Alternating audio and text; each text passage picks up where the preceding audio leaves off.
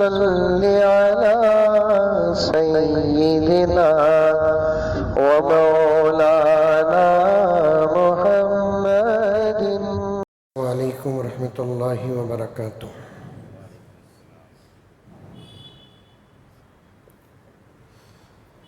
نحمده ونصلي على رسوله الكريم.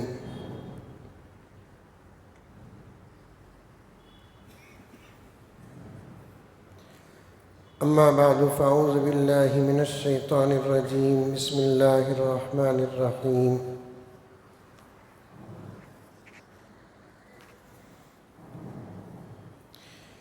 يا أيها الذين آمنوا ادخلوا في السلم كافة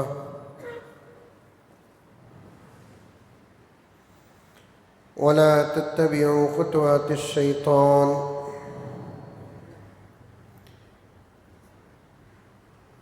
إنه لكم عدو مبين.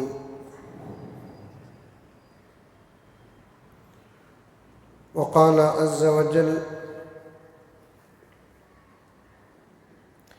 فإن آمنوا بمثل ما آمنتم به فقد اهتدوا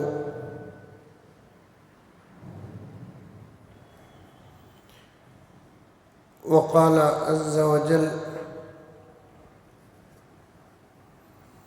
كنتم خير أمة أخرجت للناس تأمرون بالمعروف وتنهون عن المنكر. وقال عز وجل: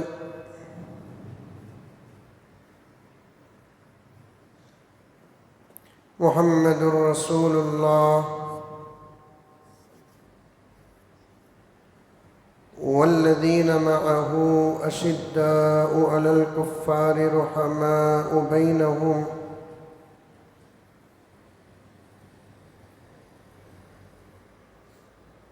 صدق الله مولانا العظيم.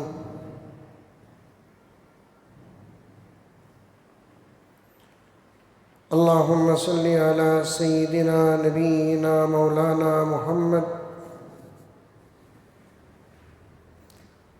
وعلى آل سيدنا نبينا مولانا محمد وبارك وسلم.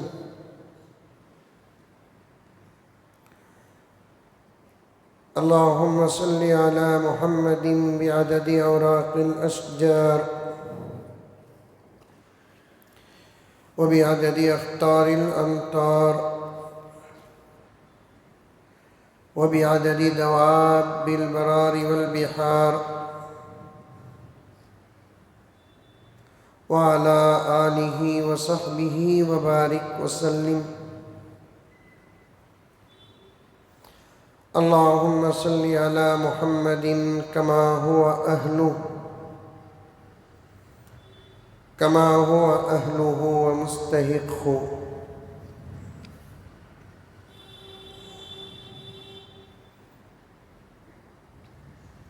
معزز سامعین،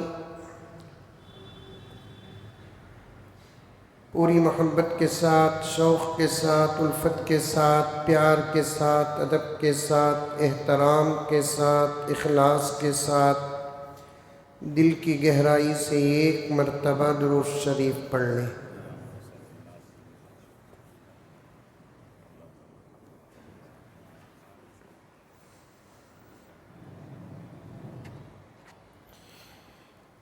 ہمارا عنوان جو کئی جماعت سے چل رہا ہے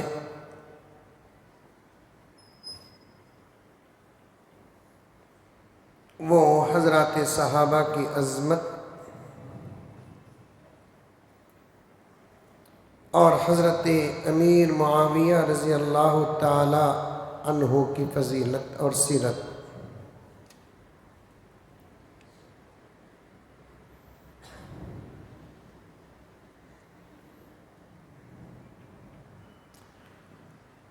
سب سے پہلے حضرات صحابہ کرام رضوان اللہ تعالی علیہم اجمعین کی عظمت ہمارے سامنے آنا چاہیے۔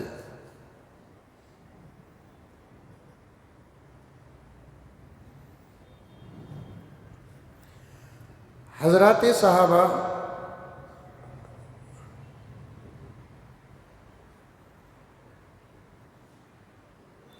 ساری انسانیت اور ساری دنیا میں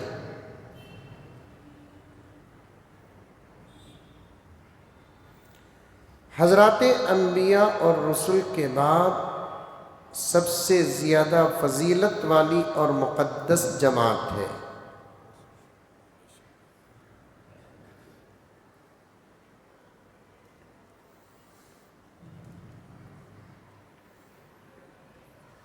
ایک تو اللہ تبارک و تعالیٰ کی یہ پوری کائنات جو اللہ کے علاوہ ہے، جسے مخلوق کہتے ہیں، مخلوقات کہتے ہیں،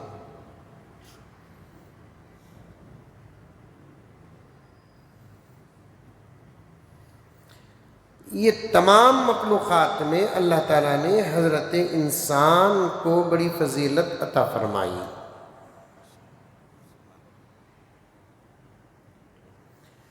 اللہ کا شکر ادا کرے کہ اللہ تعالیٰ نے ہم کو اسی مخلوق میں پیدا کیا ہے۔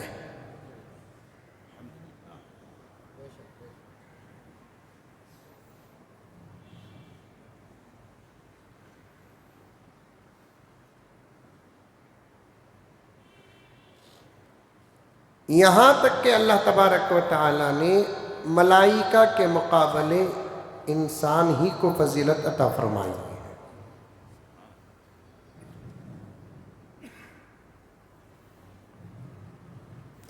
اس سے یہ نتیجہ نہیں لینا کہ ہم حضرت جبرائیل سے بھی افضل ہیں۔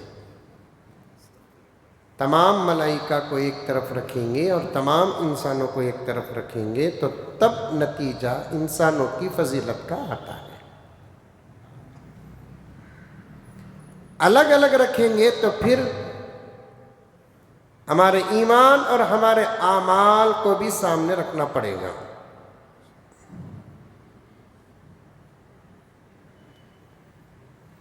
پوری مخلوق ملائکہ کی اگر ایک طرف رکھیں گے اور پوری مخلوق انسانوں کی ایک طرف رکھیں گے تو فضیلت انسان کو حاصل ہے۔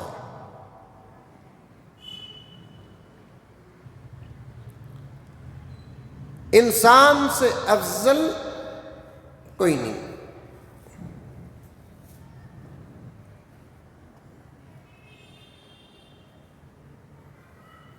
اسی لیے قرآن پاک میں اللہ تبارک و تعالیٰ نے اس بات کا اظہار وضاحتاً و اشارتاً کر دیا کہ کسی مخلوق کو پیدا کرنے سے پہلے اللہ تبارک و تعالیٰ نے اس مخلوق کے پیدا کرنے کا اشارہ بھی نہیں دیا اور خبر بھی نہیں دی۔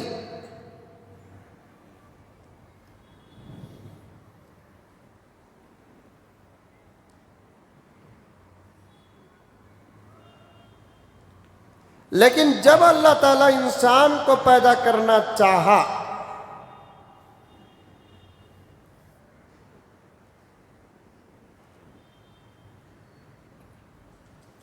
اس وقت اللہ تبارک و تعالیٰ تمام ملائکہ کو جمع کیا۔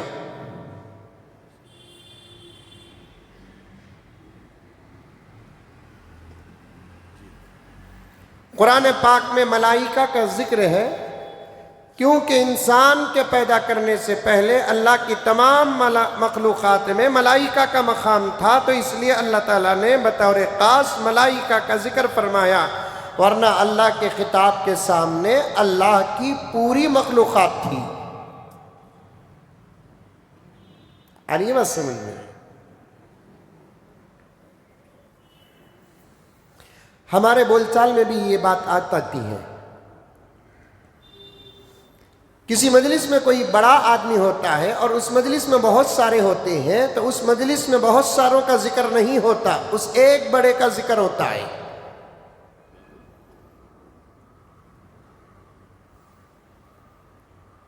علی اکرم بات بھائی، وہ مجلس میں حضرت مولانا شمشاد صاحب بھی تھے، جبکہ آپ حضرات بھی ہیں اس مجلس میں۔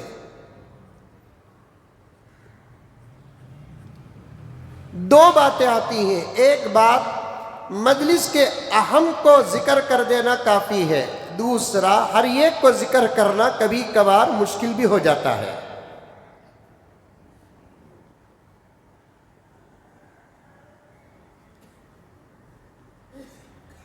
وَإِذْ قَالَ رَبُّكَ لِلْمَلَائِكَةِ إِنِّي جَاعِلٌ فِي الْأَرْضِ خَلِيفَةً، جب اللہ تبارک و تعالی نے ملائکہ سے کہا، ملائکہ کا ذکر آ گیا۔ اگر بولتے جائیں گے تو پھر آیت ایسی بھی ہو سکتی تھی۔ اللہ کے کلام میں ہمارے کلام کا کیا دخل ہے، سمجھانے کے لیے کہہ رہا ہوں۔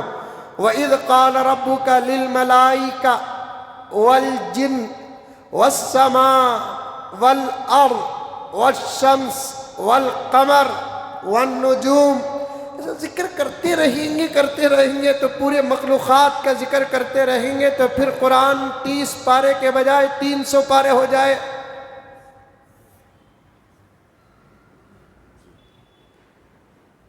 پوری مجلس میں جو اہم ہے اس کا ذکر اللہ تبارک و تعالیٰ کر دیا، میں انہی کے سامنے اس بات کا اظہار کر دیا تو بات والوں کا کیا ہے؟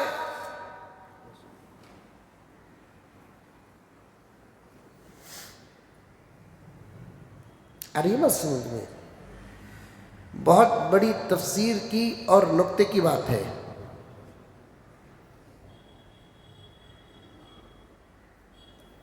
ابھی قریب میں ایک جگہ پر گیا تو ایک بچہ ایک اتنی موٹی کاپی لے کر آیا، عبدالواحد صاحب، ابھی اس ہفتے اتنی خوشی ہوئی، حضرت یہ ہمارے امی دے کر بھیجے حضرت، صرف آپ دیکھنا کہتے پھر واپس کرنا کہتے، اتنا چھوٹا سا بچہ سا، اس سے بھی بڑا بچہ ذرا بات اچھے طریقے سے کر سکتا ہے۔ میں نے پوچھا کیا ہے بیٹے یہ؟ حضرت امی اس میں ایک چیٹی بھی لکھ کر ہی ہیں حضرت۔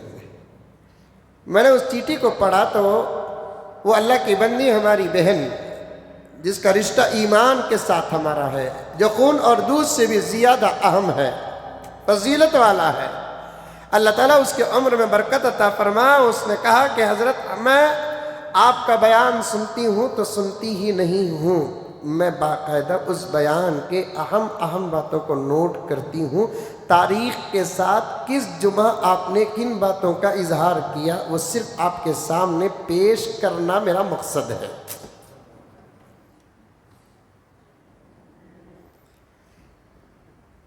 تڑپ اور طلب کے ساتھ سننے والے آج بھی ہیں،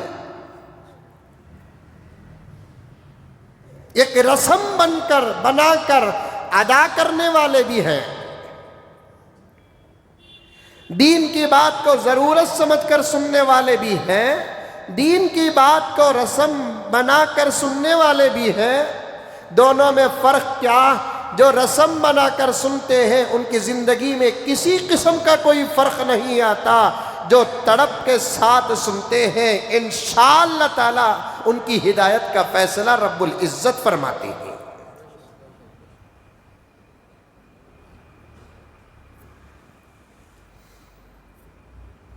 یا تو پڑھو یا تو پڑھے ہوئے لوگوں کے ساتھ بیٹھ جاؤ، دونوں کا نتیجہ علم ہے۔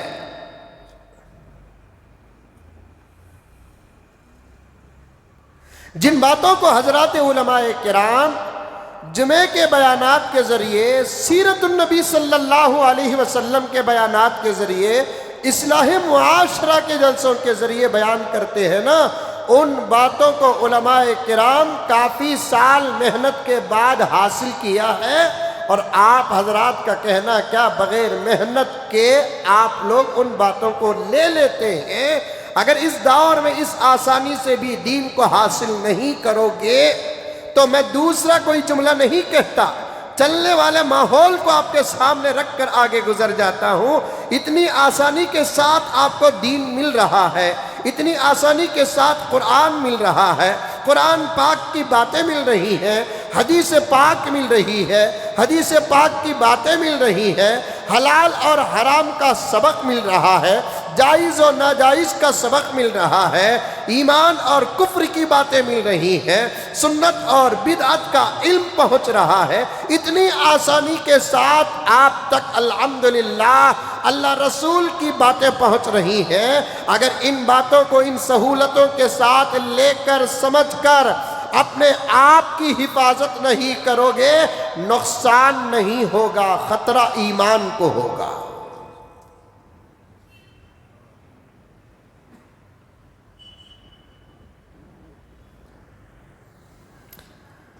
ایک بات بیچ میں عرض کرتا چلوں،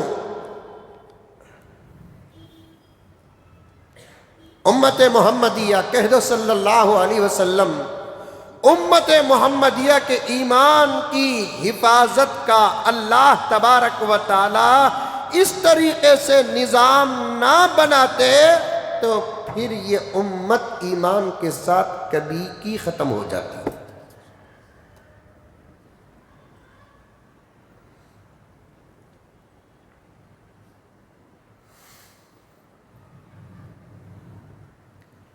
اس لیے علم حاصل کرو، یا جن کے پاس علم ہے ان کے ساتھ بیٹھا کرو، ان کی باتیں سنو، تفسیر اور حدیث کے سمندر کی گہری گہری باتیں آپ تک آ جائیں گی۔ اللہ تعالیٰ نے ملائکہ کے سامنے بیان کیا تو اس کا مطلب یہ نہیں کہ صرف ملائکہ اللہ کے سامنے تھے، اللہ کے سامنے تو ہر قسم کی مخلوق ہے۔ اللہ کے نگاہوں سے کون پوشیدہ، اللہ کے نگاہوں سے کون دور ہے، سب اللہ کے سامنے ہے۔ جب حضرت انسان کو اللہ تبارک و تعالیٰ پیدا کرنے کا ارادہ فرمایا تو اس کا اظہار پہلی صف میں اور سامنے حضرات ملائکہ کو بٹھا کر کہا، حضرات ملائکہ کو بٹھا کر کہا۔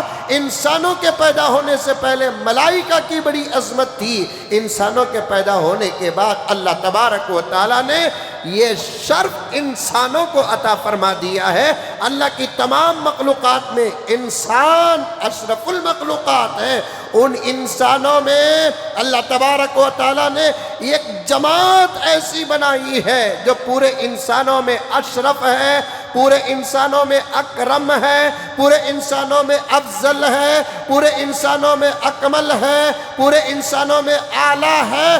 اس جماعت کو ہم حضرات انبیاء و رسول کہتے ہیں۔ جتنے انسان پیدا ہوئے اور آئندہ قیامت تک جتنے انسان پیدا ہوں گے، ان تمام انسانوں میں سب سے زیادہ مکرم، محترم، معظم جو جماعت ہے وہ حضرات انبیاء و رسول کی ہے۔ ان کے احترام میں، ان کے اکرام میں، ان کی عظمت میں کسی قسم کی کوئی بحث نہیں ہے۔ حضرات انبیاء معصوم عن الخطا ہیں، حضرات انبیاء جن کا ایمان 100% ہے، حضرات انبیاء جن کے اعمال 100% ہیں، حضرات انبیاء جن کی حیا و شرم اعلیٰ و اتم ہے، حضرات انبیاء جن پر بحث ہی نہیں کر سکتے ہیں۔ یہ فتویٰ کئی مرتبہ آ چکا ہے، حضرات انبیاء کے زندگیوں پر اگر کوئی بحث کرے گا وہ ایمان سے باہر نکلنے کے لیے ایک سیکنڈ کی بھی تاخیر نہیں ہوگی۔ کچھ واقعات ایسے جو حضرات انبیاء کے قرآن پاک میں موجود ہیں، ان واقعات کو سن کر اور پڑھ کر ہم کو گزر جانا چاہیے، اس پر بحث کرنا نہیں، اور اس پر ہم لوگوں کو کسی قسم کا کوئی ڈیبیٹ کرنا نہیں ہے۔ گزر جانا ہمارے اپنے ایمان کی سلامتی اور حفاظت ہے۔ میں ان واقعات کو اس وقت بیان کرنے کا وقت نہیں رکھتا۔ حضرات انبیاء کے بعد توجہ کے ساتھ سنیں، حضرات انبیاء کے بعد کتنے انبیاء پیدا ہوئے جانتے ہیں آپ؟ کتنے انبیاء کو اللہ تبارک و تعالیٰ دنیا کے اندر بھیجا الحمدللہ جانتے ہیں آپ؟ انبیاء کے متعلق ہمارا ایمان اور عقیدہ کیا ہے الحمدللہ ثم الحمدللہ یہ بھی جانتے ہیں۔ انبیاء کی صحیح تعداد اللہ تبارک و تعالیٰ کو معلوم ہے، اور وہ تعداد کے بارے میں زیادہ غور و فکر کرنے کی ہم کو اجازت بھی نہیں ہے، لیکن حضرات انبیاء کے بارے میں 2-3 قسم کے عقیدے ہم کو رکھنا ہے۔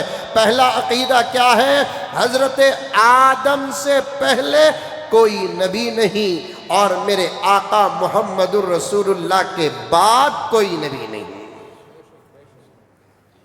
یہ تو سب کا عقیدہ ہونا چاہیے، بوڑھوں کا، جوانوں کا، شہر والوں کا، قریے والوں کا، لا الہ الا اللہ محمد الرسول اللہ پڑھنے والوں کا یہ عقیدہ ہونا چاہیے کہ حضرت آدم سے پہلے کوئی نبی نہیں، میرے آقا حضرت محمد مصطفیٰ صلی اللہ علیہ وسلم کے بعد کوئی نبی نہیں۔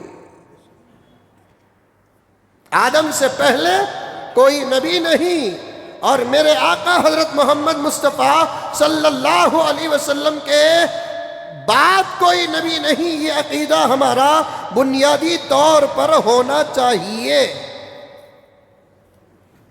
یہ عقیدہ ہمارا بنیادی طور پر ہونا چاہیے۔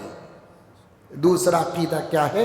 حضرات انبیاء گناہ کبیرہ تو دور کی بات، گناہ صغیرہ سے بھی محفوظ ہوتے ہیں۔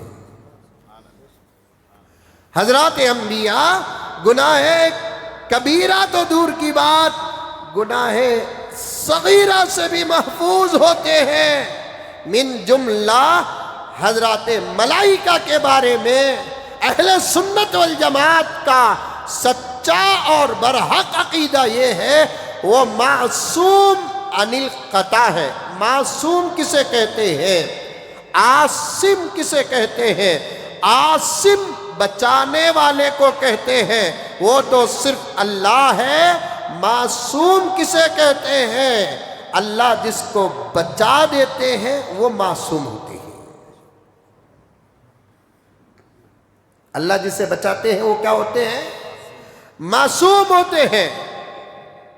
حضرات انبیاء آدم علیہ السلام سے لے کر میرے اور آپ کے آقا حضرت محمد مصطفیٰ صلی اللہ علیہ وسلم تک جو جماعت جتنی گزری ہے، سب کے سب پوری انسانیت میں کیا ہے؟ اعلیٰ ہے۔ ان کی فضیلت سے آگے کسی کی فضیلت نہیں ہے، ان کے مقام سے آگے کسی کا مقام نہیں ہے، ان کی عظمت سے آگے کسی کی عظمت نہیں ہے۔ اور ان کے بعد پورے نبیوں کی زمانہ تو بہت بڑا ہے نا، ارے سمجھ میں آ رہی ہے بات؟ زمانہ بہت بڑا ہے نا۔ آدم علیہ السلام سے لے کر میرے آقا صلی اللہ علیہ وسلم تک کتنے 100 سال گزرے ہیں، یہ صحیح تعداد صرف اللہ کو معلوم ہے، اور ہم نہ ضروری بھی نہیں ہے نا، اللہ پوچھیں گے بھی نہیں نا۔ عیسیٰ علیہ السلام کا زمانہ کون سا تھا؟ موسیٰ علیہ السلام کا زمانہ کون سا تھا؟ ابراہیم علیہ السلام کا زمانہ کون سا تھا؟ یہ وہ سوالات نہیں۔ ہاں، کتابوں میں ایسے ہی کچھ لوگ تحقیق پیش کیے ہیں، 6000 سال کا زمانہ گزرا ہے۔ کتنے سال کا؟ 6000 سال کا زمانہ گزرا ہے، ایسے ہی لکھا جاتا ہے کتابوں کے اندر، ہو سکتا ہے کہ پکی بات ہو، اور عقل میں آنے والی بھی بات ہے۔ بعض لوگ کہتے ہیں فلاں کا زمانہ 15 لاکھ کروڑ سال پہلے کا، میں کہتے نہیں کہتے ہے نا؟ اخبارات ہیں آپ کے پاس، کتابیں ہیں آپ کے پاس، کچھ لوگوں کی تحقیق اور ریسرچ ہے آپ کے پاس، کہتے ہیں کہ اس کا زمانہ، یہ چیز کا زمانہ، یہ جانور کا زمانہ 10,000 سال 15,000 سال بولے تو زمین میں آتی بات، کہتے ہیں کیا 10 لاکھ کروڑ سال پہلے کا، 15 لاکھ کروڑ سال پہلے کا، ایسی باتیں زمانے میں چل رہی کہ نہیں چل رہی ہیں؟ ارے چل رہی نہیں سنی، سنے کہ نہیں سنی؟ اور اتنا لمبا لمبا چھوڑنے کی جو عادت ہے وہ سائنسدانوں کی ہے۔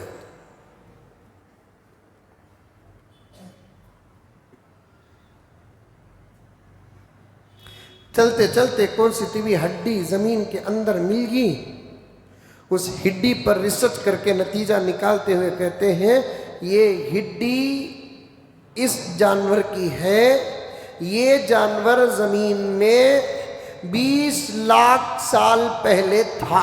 اس وقت کیا ان کا چچا تھا؟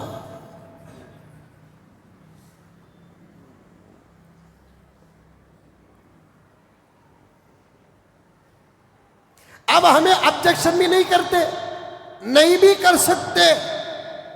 تجھے کیسا معلوم با 20 لاکھ سال پہلے کا یہ جانور تھا؟ تو انہیں بولتا تو بول تیری تحقیق کیا ہے؟ تو اس وقت ہم خاموش ہوتے ہیں، تو وہ کہتا ہے جب تیرے پاس کسی قسم کا جملہ نہیں ہے تو ہمارا جملہ مان لے، اس میں تیرے باپ کا کیا گیا؟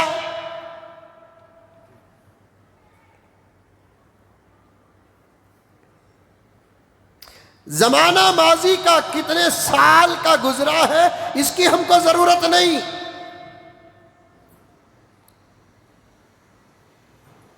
زمین و آسمان کتنے سال پہلے اللہ تبارک و تعالی پیدا کیے اس کی ہم کو ضرورت نہیں۔ آسمان میں تاروں کی تعداد کیا ہے اس کی ہم کو ضرورت نہیں، اس پہ پیچھے پڑنے کی ضرورت نہیں ہے۔ اللہ فرماتے ہیں یہ بنانا میرا کام تھا، میں نے بنا دیا، اس کا فائدہ تم تک پہنچ رہا ہے، تم جانتے ہو کہ نہیں جانتے ہو یہ الگ بات ہے۔ میں نے کائنات کی کسی چیز کو پیدا کیا تو میرے فائدے کے لیے پیدا نہیں کیا، میں فائدے سے بھی پاک ہوں، میں نقصان سے بھی پاک ہوں۔ یہ کائنات کی جتنی پیچھے پیدا کیا ہوں وہ تمہارے فائدے کے لیے پیدا کیا ہوں، بس اس کا فائدہ حاصل کرتے جاؤ، اس کے پیچھے زیادہ مت پڑو۔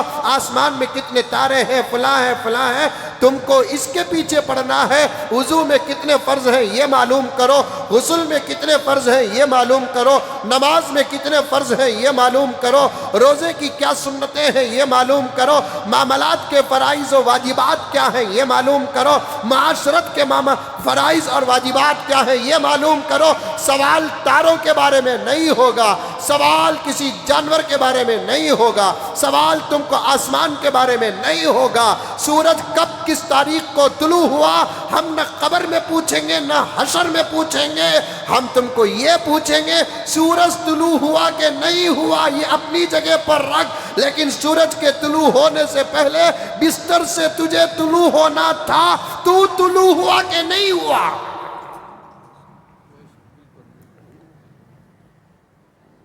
کون طلوع ہو رہا ہے، کون غروب ہو رہا ہے، اس کی فکر چھوڑ، تو تیرا طلوع بتا، تو تیرا غروب بتا۔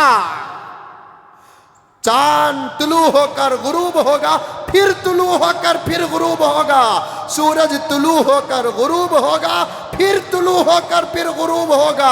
اللہ نے دن جب بنایا اسی وقت چاند کو بھی نظام دے کر، سورج کو بھی نظام دے کر پیدا کر دیا ہے، اور حکم لگا دیا یہ دن اتنے گھنٹے، اتنے منٹ، اتنے سیکنڈ پہ تم کو طلوع ہونا، اور اس دن رات کو اتنے گھنٹے، اتنے منٹ اور اتنے سیکنڈ میں غروب ہو جانا۔ اللہ تبارک و تعالیٰ کے حکم کی تعمیل اور اللہ کے فرمان کی اطاعت کا حال دیکھو میرے پیارو، کہ اللہ تعالیٰ نے آسمان میں جس جگہ پر سورج کو رکھ کر، حکم دے کر، اوقات کی لسٹ دے کر 365 دن کی حکم لگا دیا، تو جب سے سورج ہے اس وقت سے لے کر اب تک ایک سیکنڈ کے آگے پیچھے کیے بغیر اطاعت میں برابر مصروف ہے۔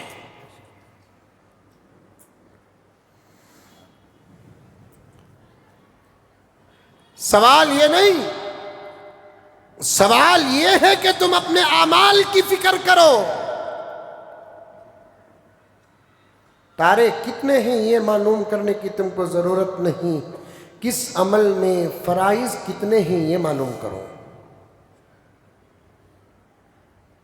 بہرحال زمانہ پیارے آقا سے پیچھے کا زمانہ آدم علیہ السلام تک ایک لمبا زمانہ گزرا ہے، صحیح سالوں کی تعداد اللہ تعالیٰ کو معلوم ہے۔ حضرات انبیاء آتے گئے جاتے گئے، آتے گئے جاتے گئے، آتے گئے جاتے گئے، آخر میرے آقا صلی اللہ علیہ وسلم آ گئے تو پھر نبوت ختم، رسالت ختم، تو پھر انبیاء کی فضیلت کا سلسلہ بھی ختم ہو گیا۔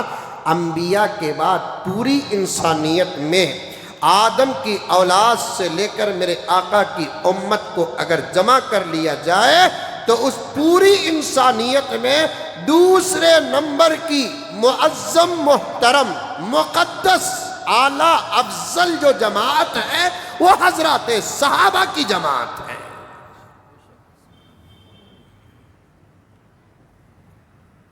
صاف لکھا ہے، موسیٰ کی پوری امت لے لو، عیسیٰ کی پوری امت لے لو، دیگر انبیاء کی پوری امت لے لو، ان تمام امتوں میں وہ حضرات جو اپنے اپنے نبیوں کو مجلسوں میں دیکھا ہے، فضیلت تو ضرور ہے لیکن ان کی فضیلت صحابہ کی فضیلت کے بعد ہے۔ ان کی فضیلت صحابہ کی فضیلت کے بعد ہے۔ ایک سوال، صحابہ کی فضیلت اتنی کیوں؟ صحابہ کی فضیلت اتنی کیوں؟ یہی بتاتے ہوئے مجھے کاف 2-3 جمعہ گزر گئے، یہی بتاتے ہوئے صحابہ کی فضیلت کے کئی اسباب میں سے ایک سبب ہیں، بہت سارے اسباب ہیں، وجہ، اس میں سے ایک سبب بتاتا ہوں۔ دو جمعہ پہلے میں نے اس کا چھوٹا سا اظہار کیا۔ صحبت کا اثر ہر چیز کا ہر چیز پر پڑتا ہے۔ بولا تھا کہ نہیں بولا تھا؟ جو ہر جمعہ پہلے آ کر بیٹھتے ہیں وہ میری بات کی تائید کریں۔ صحبت کا اثر ہر چیز کا ہر چیز پر پڑتا ہے اور اسے دنیا معلوم کر چکی ہے، قبول بھی کر چکی ہے۔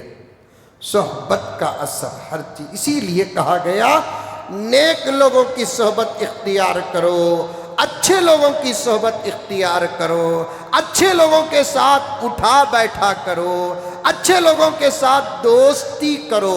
اس کا یہ مطلب نہیں کہ برے لوگوں سے نفرت کرو، برے لوگوں کو ڈی گریڈ کرو، برے لوگوں کو کنارہ کر کے رکھ دو۔ توجہ کے ساتھ سنو، اسلام کا پیغام اور اسلام کا سبق توجہ سے سننے کی ضرورت ہے۔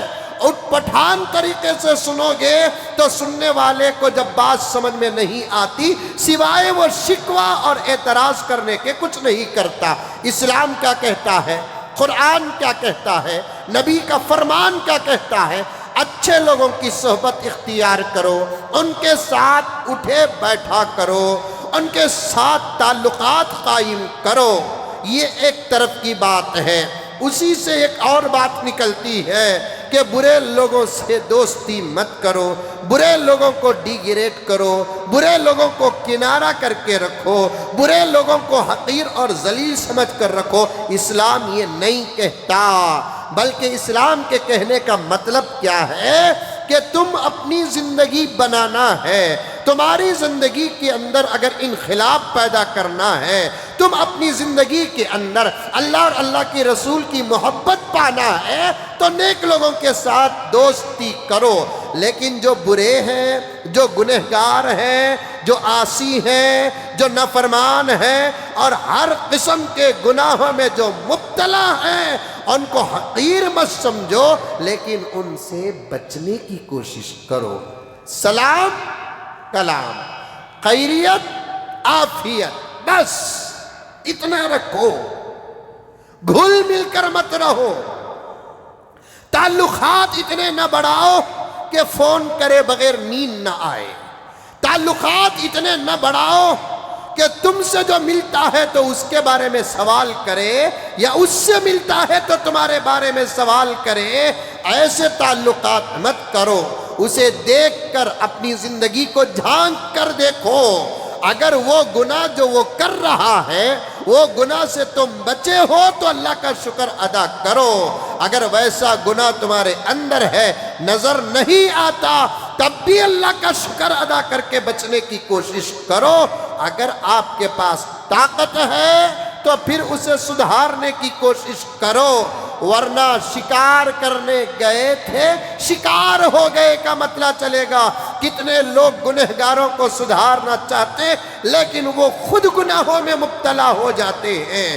کتنے لوگ شرابیوں کو شراب سے بچانے کی کوشش کرتے لیکن 2-4 مرتبہ بیٹھنے کی وجہ سے بچانے والا بھی شرابی بن گیا، بچانے والا بھی زانی و حرامی بن گیا، بچانے والا بھی سود خار بن گیا. کتنے ایسے دوستوں کی، کتنے ایسے نوجوانوں کی، کتنے ایسے لوگوں کی رپورٹیں ہمارے پاس آتی ہے. ایک مسلمان کو سود سے بچانے کے لیے گیا، آج وہ بھی سود کے کاروبار میں، سود کے لین دین میں مبتلا ہے. ہاں، گنہگاروں کی اصلاح کا کام وہ لوگ کریں گے جن کو اللہ تبارک و تعالیٰ نے نیکی میں مضبوط کر رکھا ہے. وہ لوگ گنہگاروں کی اصلاح کی کوشش نہ کریں جو خود کی اب تک اصلاح نہیں ہوئی ہے، کیونکہ یہ دور گناہوں کا دور ہے، یہ دور کفر کا دور ہے، یہ دور بالکل بدکاری کا دور ہے، دجال کا زمانہ ہے، شیطان کا زمانہ ہے.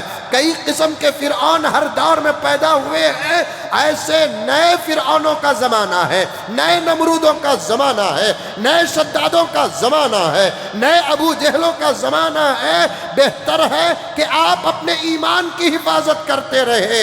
اگر آپ کا ایمان مضبوط ہو گیا، آپ کے اعمال کامل ہیں، اللہ کے فضل سے، نبی کے صدقے آپ کو اپنے اوپر بھروسہ ہے، تو پھر کسی گنہگار کی اصلاح کی آپ کوشش کرتے رہے. کسی گنہگار کی اصلاح کی کوشش کرنا بھی ایک بہت بڑی دعوت ہے، ایک بہت بڑی تبلیغ ہے. اگر کچے ہیں تو پھر بچنا ہی اس زمانے میں سب سے بڑا احتیاط ہے. ہاں، پکے ہیں. جیسا کہ ایک واقعہ میں عام طور پر اس موقع میں کہتا ہوں، بایزید بستامی کے علاقے میں ایک بدکار عورت، سمجھ میں آ رہی ہے نا کون؟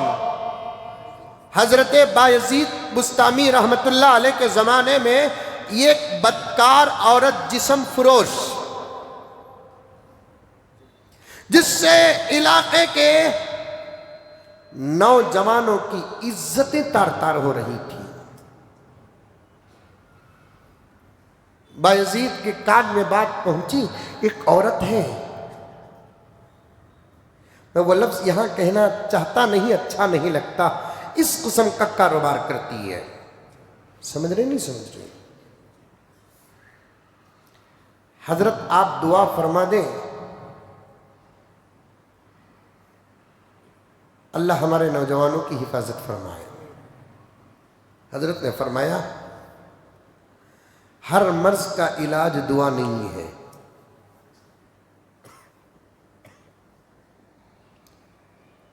ہر مرض کا علاج دعا نہیں ہے. دعا تو کرتے رہنا ہے، ساتھ میں محنت بھی کرنا ہے، نیک کاموں کی اشاعت کے لیے، گناہوں کی حفاظت کے لیے کچھ محنت بھی تو کرنا ہے.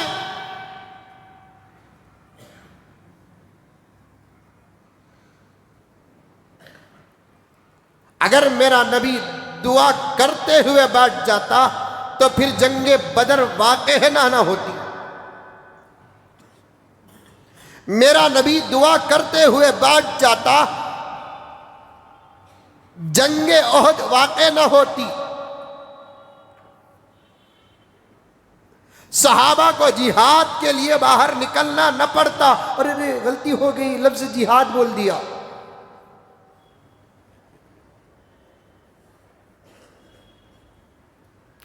اس وقت ملک کے ایشوز میں سے ایک ہے نا،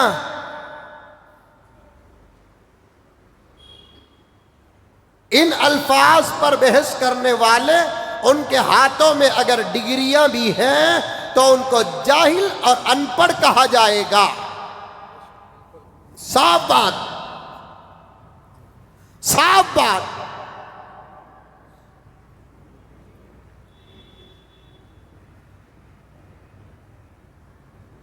ان الفاظ پر سمجھے بغیر، ڈکشنری تک پہنچے بغیر، ان الفاظ کو اٹھا کر ملک کا دماغ خراب کرنے والے ہی سب سے بڑے دہشت گرد ہیں. میں صاف صاف کہتا ہوں، دہشت گرد کا مطلب کیا ہے؟ خوف اور ڈر پھیلانے والا. آؤ ہماری مجلسوں میں بیٹھو، ہم ڈکشنری بھی پڑھائیں گے آپ کو. کتنے لوگوں کے زبان سے یہ لفظ نکلتا ہے دہشت گرد اور دہشت گردی. ان کو پوچھو کیا مطلب ہے دہشت گرد اور دہشت گردی کا، وہ سامنے والا جواب دے گا بم بلاش کرتا ہے تو اسے دہشت گرد کہتے ہیں، جو تلوار سے کسی کو مارتا ہے تو اسے دہشت گرد کہتے ہیں، کسی ملک سے کسی ملک کے اندر بغیر قانون کے اگر چلا جاتا ہے تو اسے دہشت گرد کہتے ہیں. سب غلط، سب غلط. اب تو میں اس نتیجے پر پہنچا ہوں اکرم صاحب، 2 سال تک پورا میڈیا ملک کے علماء اگر سنبھال لیں گے، انشاءاللہ تعالی پورے ملک میں امن ہی امن قائم ہو جائے گا. 2 سال کی بھی ضرورت نہیں، 1 سال سنبھال لے. اب تک تو حکومت سنبھالنے کی بات کر رہے تھے، حالت یہ آ گئی کہ اب میڈیا بھی سنبھالنا پڑتا ہے. جس کے ہاتھ میں مائک آ گیا وہ ایک میڈیا کا حصہ بن گیا. ایک زمانے میں بڑے بڑے چینلز ہوتے تھے جس میں میڈیا بہت کم تھا. اب تو یوٹیوب ایسا آیا، ہر کوئی اپنے آپ کو بی بی سی کا فلاں اور فلاں کا ممبر سمجھ رہا ہے. ایک چھوٹا سا موبائل لے لیا، ایک چھتری نہیں اسٹانڈ، ایک ہاتھ میں اسٹانڈ لے لیا، ایک چھوٹا سا موبائل لے لیا. اب اس کے آگے پیچھے کوئی انشل الفابیٹ داخل کر لیا اور سوال تک ڈھنگ سے کرنا نہیں آتا، وہ اس وقت ملک کی میڈیا کا حصہ ہے.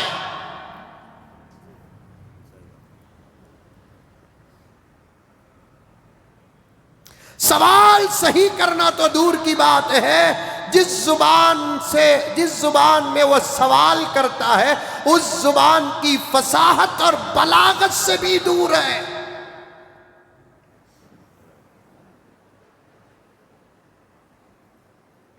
سوال کرنے والے اور جواب دینے والے کے بیچ کا قانون کیا ہے معلوم؟ سوال کرنے والا جب تک سوال کرے گا، جواب دینے والا خاموش رہنا پڑے گا. جب جواب دینے والا اپنا جواب شروع کرے گا، سوال کرنے والے کو منہ بند کر کے بیٹھنا پڑے گا. بتاؤ یہ اصول آج ہے؟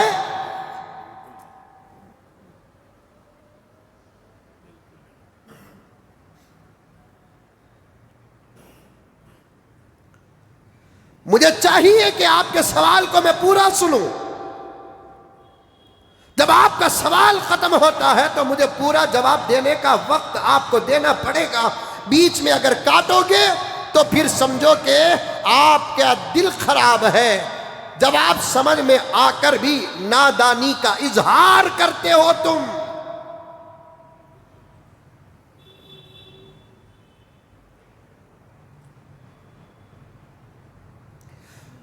وہ ٹیسٹ کرنے والا جو تھرمامیٹر ہوتا ہے نا، ڈاکٹر حضرات طبیعت ناساز بول کر گئے تو بیچ میں ایسے رکھ کر دیتے ہیں نا، اسے کیا بولتے ہیں؟ تھرمامیٹر ہی بولتے ہیں نا.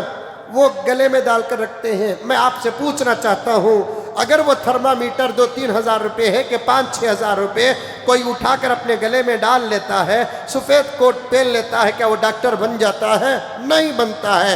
کوئی چھوٹا سا نیوز چینل اگر کھول لیتا ہے تو پھر وہ ملک کی میڈیا اور رپورٹر کیسے بن جاتا ہے؟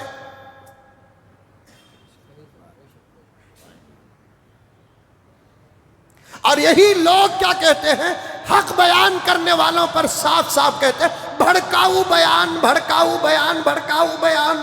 بھڑکاؤ بیان کسے کہتے ہیں معلوم؟ آپ کی بات کو غلط طریقے سے دوسروں تک پہنچانا، یہ بھڑکاؤ کام ہوتا ہے۔ بیان ہی بھڑکاؤ نہیں ہوتا، کام بھی بھڑکاؤ ہوتا ہے۔ بیان ہی بھڑکاؤ نہیں ہوتا، کام بھی بھڑکاؤ ہوتا ہے۔ آج کچھ میڈیا والے بھڑکاؤ کام کرتے ہیں، بھڑکاؤ کام کرتے ہیں۔ میں نے کچھ کا لفظ جوڑ کر کہا، لا تم ہی کو نہیں معلوم، ہم مدرسوں کے طلباء کو بھی لا معلوم ہے، منطق معلوم ہے، فلسفہ معلوم ہے، ہم کو معلوم ہے دنیا کے اندر اچھے رپورٹرز بھی ہیں، صحافی بھی ہیں، صحافت ناز کرتی ہے، چینلز بھی اچھے ہیں جو صاف صاف ایشوز اٹھاتے ہیں۔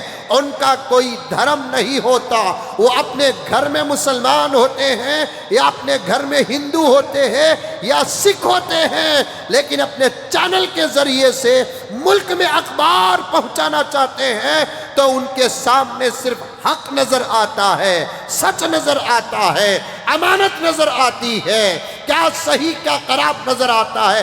ایسے بھی کچھ چینلز ہیں جس کو ہمارے ملک کے بڑے بڑے لوگ سننا ایک دنیا کے علم کو حاصل کرنے کے برابر سمجھتے ہیں، اور کچھ چینلز ایسے ہوتے ہیں ان کی زبان بتاتی ہے کہ ان کا کوئی مذہب نہیں ہے، وہ فرقہ پرستی کو اپنا دھرم مان چکے ہیں، وہ کسی کو خدا نہیں مانتے، بلکہ وہ خدا کس کو مانتے ہیں؟ اپنے نفسانی خواہشات کو، اپنی حسد کو، اپنی جلن کو، اپنے تعصب کو اپنا خدا مانتے ہیں۔ وہ نہ مسلمان ہے، نہ ہندو ہے، نہ سکھ ہے، نہ عیسائی ہے، نہ کسی اور قسم کے مذہب سے تعلق رکھنے والے ہیں جو بھڑکاؤ کام کرتے ہیں۔ آج زمانہ ایسا ہے نا کہ لفظ جہاد پر یہ کھلا چلتا ہے ملک کے اندر۔ دشمنوں کے بیچ میں یہ لفظ آ جائے، لا حول ولا قوت الا باللہ، لاؤ انگریزی کتابیں، لاؤ سنسکرت زبان کی کتابیں، لاؤ۔ ہر زبان کی ڈکشنری ہے نا، جس کو تم ڈکشنری کہتے ہو اس کو ہم لغت کہتے ہیں، جس کو تم ڈکشنری کہتے ہو اس کو ہم لغت کہتے ہیں۔ عربی کی لغت اور ڈکشنری بھی ہے، اردو کی لغت اور ڈکشنری بھی ہے، سنسکرت زبان کی لغت اور ڈکشنری بھی ہے، انگریزی کی زبان کی لغت اور ڈکشنری بھی ہے۔ لاؤ لا کر رکھ کر دیکھو، دودھ کا دودھ پانی کا پانی ہو جائے گا۔ جس کو تم جنگ کہتے ہو اس کو عربی زبان میں جہاد کہتے ہیں۔ بس جہاد کسی پر ظلم کرنے والے کام کو نہیں کہتے، ظلم کے لیے روکنے کے لیے جو میدان میں اتر کر ظالم سے لڑتا ہے اس لڑنے کو جہاد کہتے ہیں۔ اتنی بات سمجھ میں نہیں آتی؟ کیا پڑھے آپ؟ خالی کتابیں کسی بھی دھرم کی کیوں نہ ہو، گھروں کی الماریوں میں سجانے کے لیے رکھی گئی ہیں۔ کتابیں سجانے کی چیز نہیں ہے، کتابیں اور بکس پڑھنے کی چیز ہے۔ کتابیں سجانے کی چیز نہیں ہے، کتابیں اور بکس کیا ہے؟ پڑھنے کی ہے۔ پڑھو، اٹھا کر پڑھو۔ جہاد کا لفظ جہاد کا ترجمہ کیا ہے؟ انگریزی میں کیا ہے؟ پیش تو کرو۔ لوگوں کے دلوں میں اس لفظ کو رکھ کر ایک قسم کا خوف پیدا کر دیے ہیں۔ اس لفظ کا خوف لوگوں کے دلوں میں پیدا کرنا، اس کے ترجمے کی اندر گئے بغیر، ڈکشنری دیکھے بغیر، صرف اس ایک لفظ سے لوگوں کے دلوں میں خوف پیدا کرنا دہشت گردی ہے، اور اس لفظ کو رکھ کر لوگوں کے دلوں میں خوف پیدا کرنے والا دہشت گرد ہے۔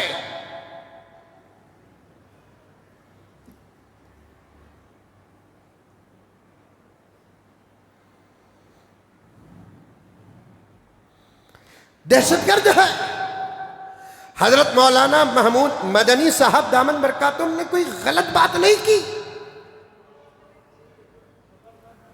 اور ایک بات میں کیسے بتاؤں، آپ کو پتہ نہیں ہے،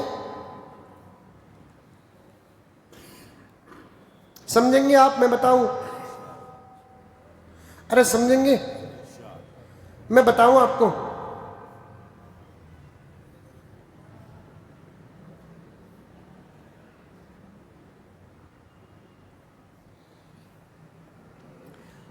جب دو جملے آتے ہیں، سمجھنے کی کوشش کریں، پڑھے لکھے حضرات اور پڑھنے والے ہمارے بچے انشاءاللہ تعالیٰ اس بات کو سمجھیں گے۔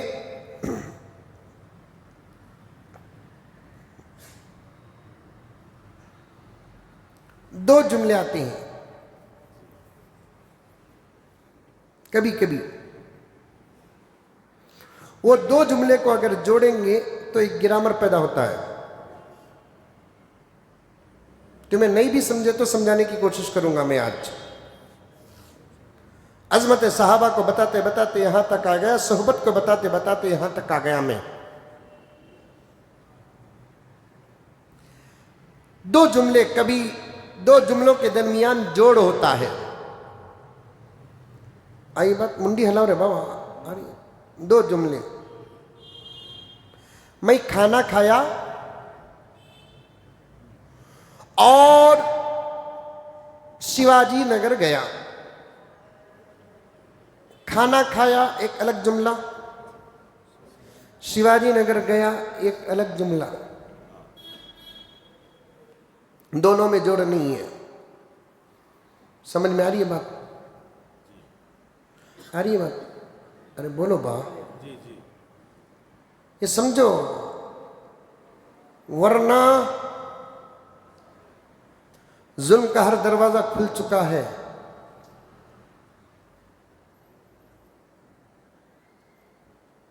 خامخواہ کے خطرات سامنے آ رہے ہیں، عزت سے لے کر جان تک، جان سے لے کر ایمان تک برباد کرنے کی قسمیں کھا چکے ہیں کچھ فرعون۔ ایسے وقت میں اگر آپ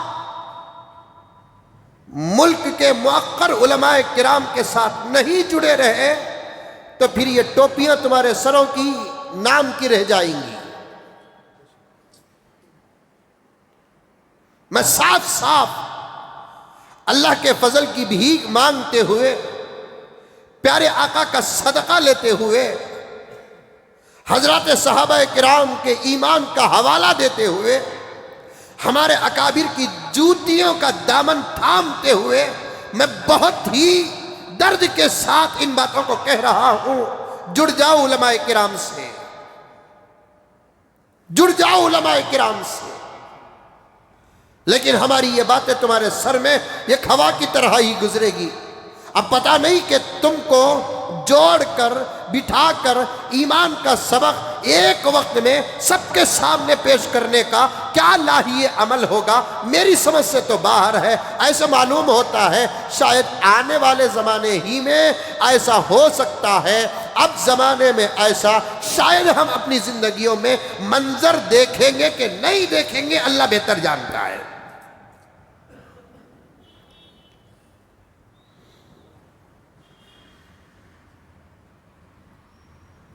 ذرہ کمانے کا وقت کم کرو، ذرہ پکانے کا وقت کم کرو، ذرا بیکار کی باتوں کا وقت کم کرو، ضرورت سے زیادہ جو وقت تم موبائل کو دیتے ہو اس کو ختم کرو، علماء کے ساتھ بیٹھو۔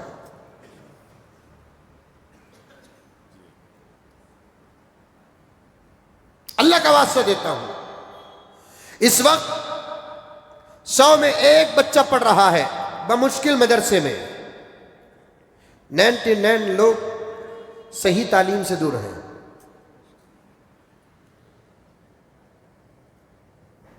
اور وہ ایک کے پیچھے بھی حکومتیں پڑی ہوئی ہیں، اور اس کے سامنے عصری تعلیم کے آفرز ایسے پیش کیے جا رہے ہیں. وہ معصوم بچہ ہے، اسے کیا کیا جائے؟ وہ سوچ پہ پڑ گیا، میں مولوی بنوں تو کیا ملے گا مجھے، میں یہ بنوں تو مجھے کیا ملے گا. اس قسم کے آفر دے کر ان کے ارادوں میں بھی زلزلے پیدا کیے جا رہے ہیں.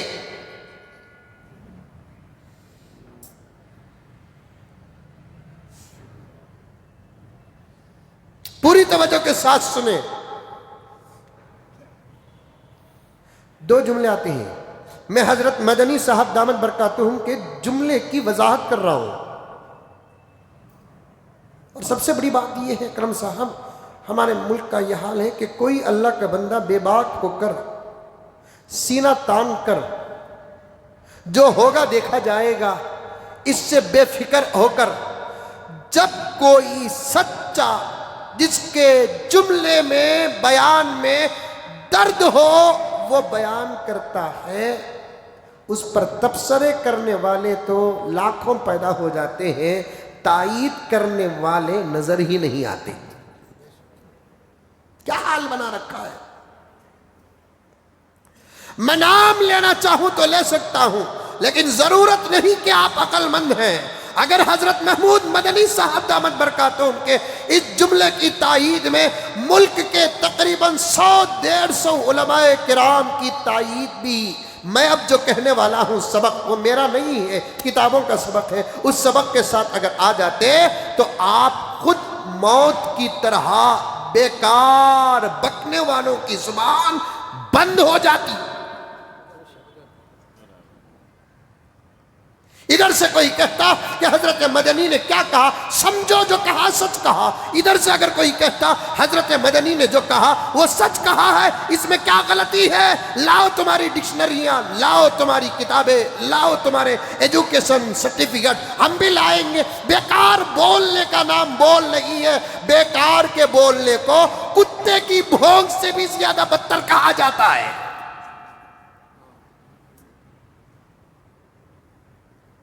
زبان سے نکلنے والا ہر جملہ بول نہیں ہوتا. زبان سے نکلنے والی ہر بات بات نہیں ہوتی.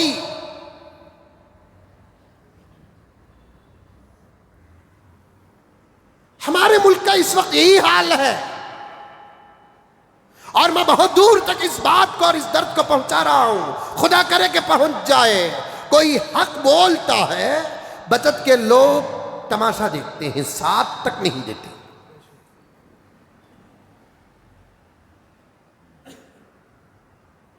کوئی حق بولتا ہے، سب کے سب تماشا دیکھتے ہیں، ساتھ تک نہیں دیتے،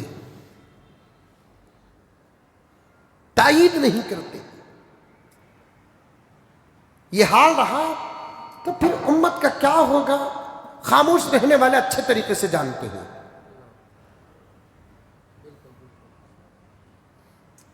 ساتھ دینے کے لیے سب سے پہلے سوچتے ہیں انہیں ہمارا ہے کہ نہیں ہے. توجہ، بڑی صاف بات کر رہا ہوں میں. ساتھ دینے کے لیے بڑوں کی نگاہیں، کچھ لوگوں کی نظریں یہاں تک پہنچ چکی ہیں، انہیں ہمارا ہے کہ نہیں ہے، اس کی عمر کیا ہے، اس کی حیثیت کیا ہے. اور کچھ لوگ تو ایسے نہیں ہیں، جب کوئی حق کہتا ہے سامنے والا تو یہاں تک سوچتے ہیں اگر میں اس کا ساتھ دوں تو پھر اس کا چرچا ہو جائے گا، میری شان میں کمی آ جائے گی.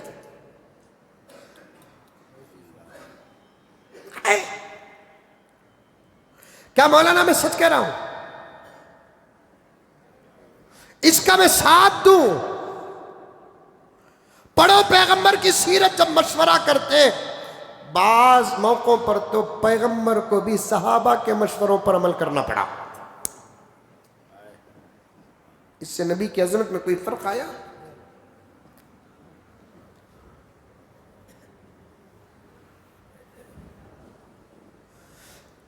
اس جملے کی تائید میں میرے پاس کئی واقعات ہیں، لیکن میں آج کچھ اور، آج کی بات میں آج ہی کرنا چاہتا ہوں. نہیں دیتے ساتھ. اور اس قسم کا تجربہ اس عاجز کے ساتھ بھی ہوا ہے. ایک اللہ کا بندہ حق کہتا ہے، آگے کے پیچھے کے جملے نکال کر اس کا حق کا ساتھ دینے والے آج نہیں ہیں، اسی لیے تو اس وقت سارے عالم میں مسلمان پریشان ہیں۔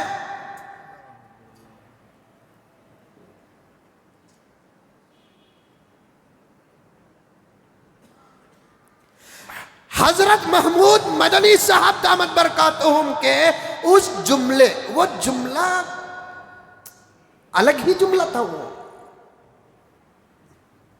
اسے اتنا اچھالنے کی ضرورت نہیں تھی۔ وہ جملہ کسی کے خلاف نہیں تھا، اور خواہ مخواہ اپنے اوپر ڈالنے والے اپنے آپ کو ظالم مان رہے ہیں۔ گرامر پیش کر رہا ہوں میں، الحمدللہ وہ اصول پیش کر رہا ہوں جس کو ایک انسان کی عقل تسلیم کرتی ہے۔ حضرت محمود مدنی صاحب دامت برکاتہم کا وہ جملہ جو ابھی آپ کے سامنے کہنے والا ہوں میں، وہ جملہ نہ کسی کے خلاف تھا، نہ حکومت کے خلاف، نہ کسی مذہب کے خلاف۔ اور ایسے لوگوں کو جان لینا چاہیے کہ ہم غلامان محمد ہیں، ہم کو ہمارے باپ دادا کا سبق نہیں، ڈائریکٹ اللہ رسول کا سبق ہے کہ ہم کسی مذہب کے خلاف نہیں۔ لکم دینکم ولی دین، کسی کے خلاف بولنے کا حکم ہم کو ہمارا مذہب دیا نہیں۔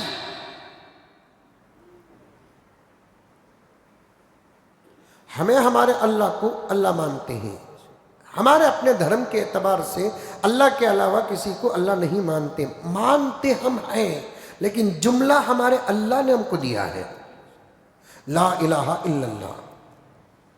یہ چھوٹے چھوٹے کلپاں، شارٹ کلمہ، یہ پہلے بند ہونا۔ یہ دیکھو مسلمانہ اس کے اللہ کے علاوہ کسی کو اللہ مانتے نہیں، یہ ہمارا دھرم ہے، تجھے بھی ویسا مانو بول کر بول رہی کیا؟ وہاں رہا تو تو جسے ماننا ہے مان لے، یہاں آیا تو ایسا مان، اتنی بات ہے، اس میں لڑائی کیا، جھگڑے کیا؟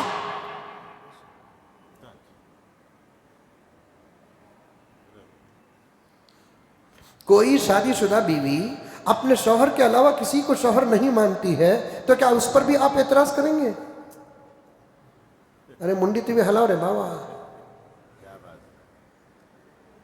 شادی ہو گئی اس لڑکے سے، اور اسی لڑکے کو وہ کہتی ہے یہی ایک میرا شوہر ہے، اس کے علاوہ میرا کوئی شوہر نہیں ہے، تو پھر اب اس پر تبصرے کرو، شارٹ کلپس بناؤ، میڈیا کا بازار گرم کرو، یہ دیکھو کیا کہتی ہے کہ اس کے شوہر کے علاوہ اسے کوئی بھی شوہر نہیں کہتے۔ ارے اس کے وہاں پہنچ گئی تو اس کے لیے وہی ہے۔ وہ اگر شادی شدہ نہ ہوتی تو بات کچھ اور ہوتی، شادی ہو گئی، کسی کے انڈر میں آ گئی، اب اس کے علاوہ کسی کو مانتی نہیں، یہ اس کی عزت ہے، یہ اس کی آبرو ہے۔ بالکل اسی طریقے سے مذہب سے باہر تھے الگ بات تھی، مذہب کے اندر آ گئے ہیں، ہم ہمارے اللہ کے علاوہ کسی اور کو اللہ مانتے نہیں، تو اس میں بحث کس بات کی؟ بولو سبحان اللہ۔ اور ایک جواب بھی دیتا ہوں میں، سنو، ہمارے دھرم کی جو باتیں ہیں وہ ہماری نہیں، ہمارے اللہ کی، ہمارے نبی کی۔ یہی اسی مجلس میں ایک نوجوان بیٹھا ہے، اس نے مجھے ایک مرتبہ فون کیا اور فون کر کے مجھ سے پوچھا کہ حضرت میرا ایک ساتھی آیا ہے، نان مسلم ہے، وہ کہتا ہے کہ تم اذان میں یوں کہتے ہو کہ تمہارا اللہ ہی بڑا ہے، اللہ اکبر، اللہ سب سے بڑا ہے، ایسا کیوں کہتے ہو؟ اس کا مطلب یہ ہے کہ دوسروں کا اللہ بڑا نہیں ہے۔ اب میں اسے کیا جواب دوں؟ میں نے کہا کہ بھائی اس پیارے کو کہہ دے کہ یہ جو اللہ اکبر جو ہمارے زبانوں سے جملہ نکلتا ہے، زبان ہماری ہے، کلام اللہ کا ہے، یہ جملہ بھی ہم کو اللہ ہی سکھایا ہے۔ اگر ایسا کوئی جملہ جس کی تم پرستش کرتے ہو اس کا تمہارے پاس ہے، تم بھی اس کا اظہار کرو۔ تمہارے پاس بھی تو ساؤنڈ سسٹم ہے، تمہارے پاس بھی تو مائک ہے، تمہارے پاس بھی تو تمہارا دھرم سکھانے والے ہیں، تمہارے پاس بھی تو تمہاری کتابیں ہیں، تمہارے پاس بھی تو تمہاری کتابیں پڑھانے والی ہیں، تمہاری کتابوں میں جو ہے تم اس کا پرچار کرو نا۔ یہ ملک کسی کے باپ کا نہیں ہے۔ اذان ہوتی ہے تو گھنٹیاں بھی بجائی جائیں گی، قرآن پڑھا جاتا ہے تو گیتا بھی پڑھا جائے گا، دیوالی اگر ہوتی ہے تو عید الفطر بھی ہوتی ہے۔ اور حضرت ارشد مدنی نے کہا کہ زبردستی وہاں آنے سے پہلے ایک جملہ کہہ دیتا ہوں، کون کس کا مذہب پکا ہے، سچا ہے، زندگی میں تو پتہ نہیں چلتا، ہمارا آستہ ہے کہ ہم کو ہمارا مذہب پیارا ہے، ہم کو ہمارا مذہب برحق ہے۔ اس کا فیصلہ کب ہوگا؟ سب کی جب موت ہوگی تب فیصلہ ہوگا۔ فانتظر انہم منتظرون انک میت وانہم میتون۔ اے پیغمبر سمجھانے کی حد تک سمجھاؤ، اس کے بعد آپ بھی اپنی طبیعت کا خیال رکھو، انتظار تم بھی کرو، انتظار وہ بھی کریں گے۔ کس کا انتظار؟ موت کا انتظار تم بھی کرو اے پیغمبر، موت کا انتظار یہ بھی کریں گے۔ اور آقا کو پھر دوسری جگہ اللہ نے تسلی دی کہ جتنا سمجھانا ہے اتنا سمجھا کر بس آپ خاموش رہ جائیے۔ یا ایھا الرسول بلغ ما انزل الیک من ربک وان لم تفعل فما بلغت رسالتہ۔ اللہ کے نبی کو تسلی بھی دی گئی ہے، محبت کے ساتھ ایک چھوٹا سا ڈانٹ بھی اللہ تبارک و تعالیٰ نے دیا، ایک الگ تفسیر کی بات ہے۔ اے پیغمبر ہم جتنا اتارے اتنا پہنچا دیجئے، بس آپ امت کی فکر کرتے کرتے کرتے کرتے فریش مت ہو جائیے، بس حقیقت کھل کر آ جائے گی۔ کب؟ آپ کو بھی دنیا سے پردہ کرنا ہے، ماننے والے اور نہ ماننے والے دونوں کو پردہ کرنا ہے، مرنے کے بعد سب کو پتہ چلے گا۔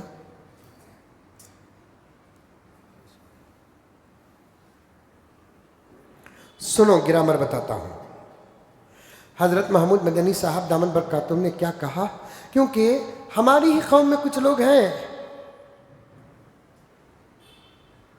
ان کے بچپن میں جو اذان دی گئی نا وہ ڈیلیٹ ہو گئی۔ انہوں جو بچے تھے نا تب اقامت پڑھی نا وہ بھی ڈیلیٹ ہو گیا۔ نام رکھ لینے سے آدمی مسلمان نہیں ہوتا، نام ایک پہچان ہے، لتعارفوا، آپس میں پہچان کے لیے۔ ایمان اور اسلام اندر کے عقائد کا نام ہے ہمارے بھی اندر کچھ لوگ ایسا نہیں بولنا تھا حضرت، پھر کیا بولنا تھا؟ تجھے پوچھ کو بولنا تھا، تو گھر چلانے کے لائق نہیں۔ حضرت الحمدللہ ملک کا ایک حصہ چلا رہے ہیں، الحمدللہ ثم الحمدللہ۔ حالات آتے ہیں، حضرت میدان میں آتے ہیں، الحمدللہ ثم الحمدللہ۔ درد ہے صرف قوم کا نہیں پورے ملک کا۔ کیا بولے حضرت؟ اپنا ایک بیان دیتے رہے، ہو گیا قصہ ختم۔ کھجا کو کھجلی بڑھا رہی، کھجا کو کھجلی بڑھا رہے۔ دو جملے ہوتے ہیں، توجہ کے ساتھ سنو۔ ایک جملہ دوسرے جملے سے کبھی تعلق نہیں رکھتا۔ مثال کے طور پر میں کھانا کھایا، بنگلور کو گیا، یا معاف کرنا شیواجی نگر گیا، میں کھانا گیا الگ جملہ، شیواجی نگر ہے۔ کبھی دو جملوں میں ربط ہوتا ہے، میں کھانا کھا کو شیواجی نگر جاتا ہوں، کھانا کھاؤں گا پہلے بعد میں۔ کبھی دو جملے ایسے ہوتے ہیں، ایسا تعلق ہوتا ہے، پہلا جملہ رہا تو دوسرا جملہ، پہلا جملہ نہیں کا تو دوسرا جملہ نہیں۔ سمجھ میں آیا محبوب؟ سمجھ میں آیا؟ باریک باتیں گھستے نہیں، ہتھوڑی منگانا۔ دو جملے الگ الگ، کبھی دو جملے جڑ کر رہتے ہیں بلا شرط، کبھی دو جملے آتے ہیں شرط کے ساتھ، یہ ہے تو یہ ہے، یہ نہیں تو یہ نہیں، بس ہو گیا قصہ ختم۔ یہ ہے تو یہ ہے، یہ نہیں تو یہ نہیں۔ حضرت نے فرمایا ظلم ہوگا تو، اگر ظلم ہوگا تو جہاد ہوگا، ظلم نہیں تو جہاد نہیں، قصہ ختم۔ اس میں تم نہ کہیں کو پیٹ کا درد۔ تمہیں کہیں کو اٹھا کو مالے اوپر ڈال لے رہی. دو باتیں ہیں، ایک ظلم کی شرط پر جہاد بتایا، دوسری بات ظالموں کو تو اٹیک کیا، آپ جیسے لوگوں کو تو نہیں کیا. آپ کا تو تمہیں نہیں رہا بابا جا بول رہا ہوں.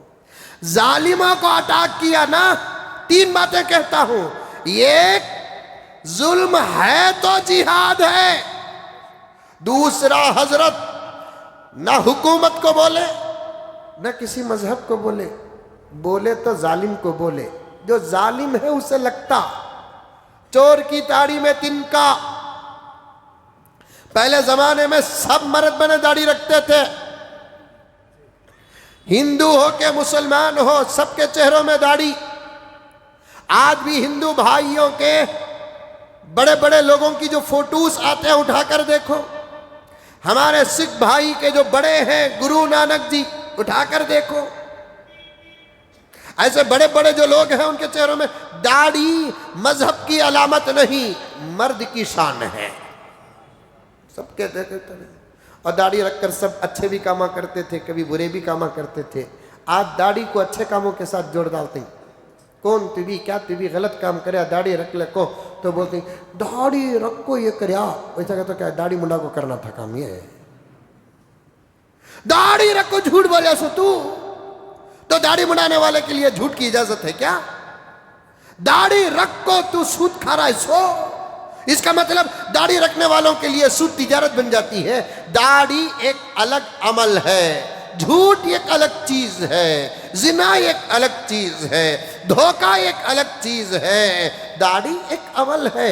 اس زمانے میں داڑیاں سب رکھتے تھے. تو ایک جگہ پر چوری ہو گئی، لمبا واقعہ ہے. ایک جگہ پر چوری ہو گئی تو چور کون معلوم نہیں ہو رہا ہے. اکبر بادشاہ کے زمانے کا واقعہ ہے. تو چور کو پکڑنے کے لیے بیربل نے بادشاہ سے کہا کہ میں چور کو جلدی پکڑ لیتا ہوں. کیسے بیربل؟ تو بیربل نے کہا میں ایک جملہ کہتا ہوں، وہ جملے میں جو حرکت کرتا انہیں چور. کیا؟ چور کی داڑھی میں تنکا. جو چور تھا انہیں سمجھا ہاں میری داڑھی میں رنگا، بول کر ہلایا نہیں، پکڑ لیا اسے. ظالم کو بولے حضرت، ان کو نہیں بولے نا. بولے کسے؟ ظالم کو بولے، وہ بھی شرط کے ساتھ بولے. سمجھتے ہیں تو مزہ آ جائے، ورنہ کچھ طلباء و علماء بھی بیٹھے ہوئے ہیں، پڑھے لکھے بھی بیٹھے ہوئے ہیں، سمجھ میں آ جائے گی بات. عربی گرامر میں شرط ہو تو جزا ہے، شرط نہیں تو جزا نہیں ہے. اگر ظلم ہوگا یاد ہوگا، ظلم نہیں یاد نہیں. دو باتیں، ایک حضرت نے ظالموں کو کہا، دوسرا اگر ظلم ہوگا تو جہاد کہا. تیسری بات ہے کہ جہاد کا ترجمہ دہشت گردی نہیں ہے، جہاد کا معنی جنگ ہے. اٹھاؤ ڈکشنریاں، اٹھاؤ لغت، لاؤ کتابیں، تلاش کرو کیا کہا جاتا ہے. جہاد کو اردو میں کیا کہا جاتا ہے، جہاد کو انگلش میں کیا کہا جاتا ہے، جہاد کو سنسکرت زبان میں کیا کہا جاتا ہے. ہر زبان میں ہر لفظ کا ترجمہ ہے. میں نوجوانوں سے کہنا چاہتا ہوں تحقیق کرو، ریسرچ کرو. کوئی غلط بات حضرت قبلہ دامت برکاتہم نے نہیں بیان کی. ہوش میں آؤ، عقل استعمال کرو. میرے پیارو، اللہ کا واسطہ ہے، حالات اتنے خطرناک چل رہے ہیں. ایسے خطرناک دور میں، ایسے خطرناک ماحول میں اگر آپ کا تعلق وارثین انبیاء حضرات علماء کے ساتھ نہ ہو اور ان کی باتوں پر تمہارا عمل نہ ہو، ان کے فیصلوں کو اگر تم اپنی زندگی نہیں سمجھو گے تو پھر تمہارے ایمان کو خطرہ ہوگا.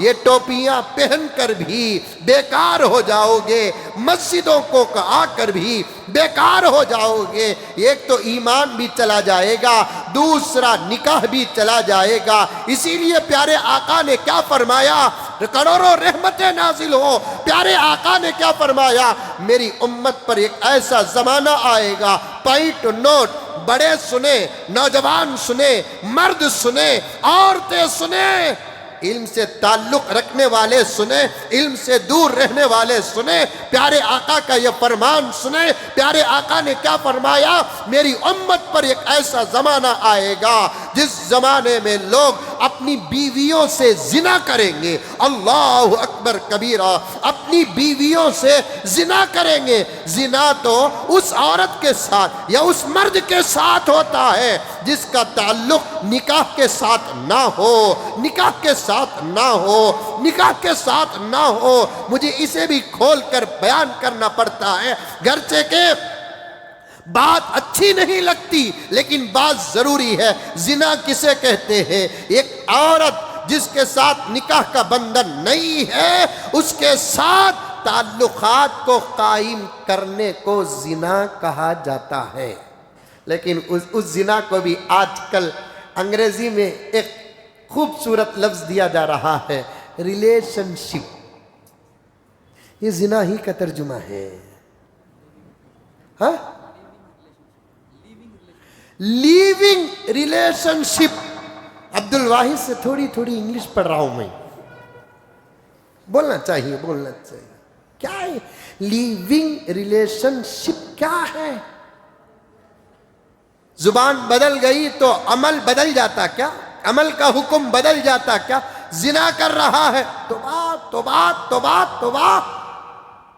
اب اسی لفظ کو انگریزی میں کوئی کہتا ہے کہ ان دونوں کے بیچ میں لیونگ ریلیشن شپ ہے. اچھا اچھا, اسے بھی جوتے مارنا, اچھا بولنے والے کو بھی جوتے مارنا.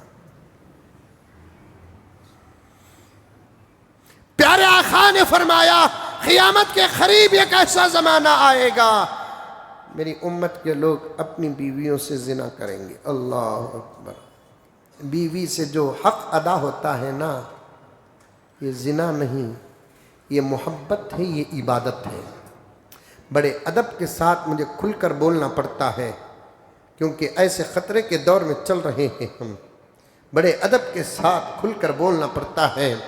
بیوی کے ساتھ جو تعلقات ہوتے نا, وہ زنا نہیں ہے, وہ محبت بھی ہے, وہ عبادت بھی ہے.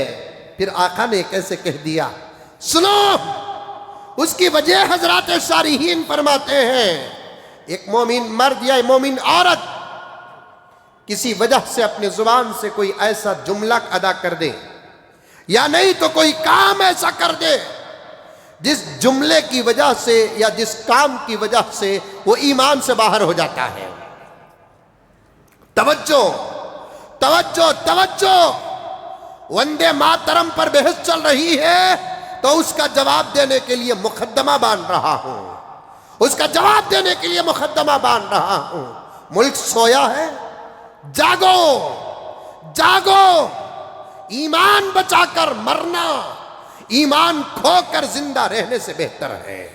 حضرت سلطان کے جملے کو جوڑتے ہوئے کہتا ہوں, شیر کی ایک دن کی زندگی گیدڑ کی 100 سالہ زندگی سے بہتر ہے. اس جملے پر اپنا عاجز یہ جملہ رکھتے ہوئے کہتا ہے, ایمان والی ایک دن کی زندگی بے ایمان برسوں کی زندگی سے بہتر ہے. ایمان والی ایک دن کی زندگی بے ایمان صدیوں کی زندگی سے بہتر ہے. کوئی کوئی کوئی سمجھوتا نہیں ہوگا. مودی انکل صاحب, آپ 10 گھنٹے پارلیمنٹ کے نہیں, 10 سال پارلیمنٹ کے غارت کرو. 10 سال نہیں, اب یہ آئندہ 10 سال آپ رہیں گے کہ میں رہوں گا, یہ اللہ کے پاس علم ہے.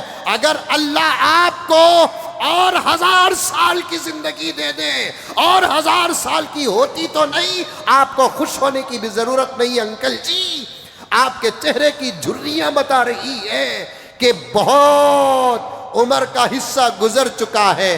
آخری وقت میں تو ہر دھرم کا آدمی کچھ نہ کچھ اچھا کام کرتا ہے. آپ 2014 سے لے کر اب تک کیا کیے یہ سوال نہیں ہوگا. کم سے کم آخری وقت میں تو ملک میں امن کا کام تو کرو, پیار کا کام تو کرو, قومی یکجہتی کا کام تو کرو. نہ یہ ملک تمہارے باپ کا ہے, نہ یہ ملک میرے باپ کا ہے, یہ ملک پورے ہندوستانیوں کا ہے. یہاں پر نہ اسلام چلے گا صرف, نہ پر ہندوازم چلے گا.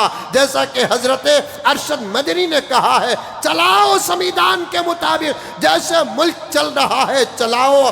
آنے والے حالات بتائیں گے کون کس میں داخل ہونے والا ہے. تمہارا پاس کوئی سبق ہے تو پیش کرو, ہمارے پاس کوئی سبق ہے تو ہم پیش کرتے.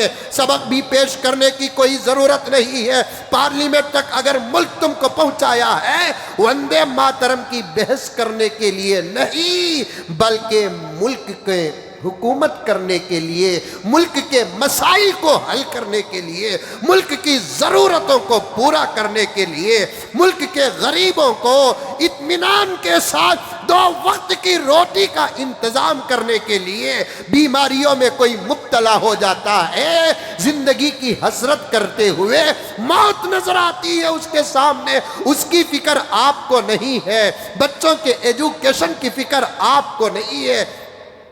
گیس کی بڑھتی قیمت کی فکر آپ کو نہیں ہے. مرض کے علاجوں کی فیس کی فکر آپ کو نہیں ہے.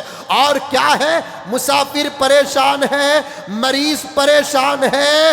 ارے انکل, مجھے صاف آپ سے بات کہنے کا موقع دیجئے کہ ان پڑھ پکوڑے کیا بنانے کے لیے تیار ہے. ابھی میں ایک جگہ پر جا رہا تھا, ٹمکور روڈ کی سگنل میں کھڑا ہوا تھا. ایک اچھا سا نوجوان, تمہارے دھرم کا, تمہارے مذہب کا 19-20 کا فرق ہوگا, تمہارے دھرم کا ایک نوجوان ہاتھ میں 10-12 روپے کے قلم لے کر آیا, کھلونے لے کر آیا. میں کار کے اس کھڑکی پہ بیٹھا ہوا تھا, اس کا حلیہ بتا رہا تھا. وہ کچھ پڑھا لکھا لڑکا ہے. میں نے اس سے پوچھا آپ کہاں کے ہیں؟ اس نے کہا کہ میں فلاں جگہ کا ہوں. اب میرے نظر میں تو آپ کچھ پڑھے لکھے نظر آ رہے ہیں. اس نوجوان نے کہا کہ گرو میں BSc کیا ہوا ہوں.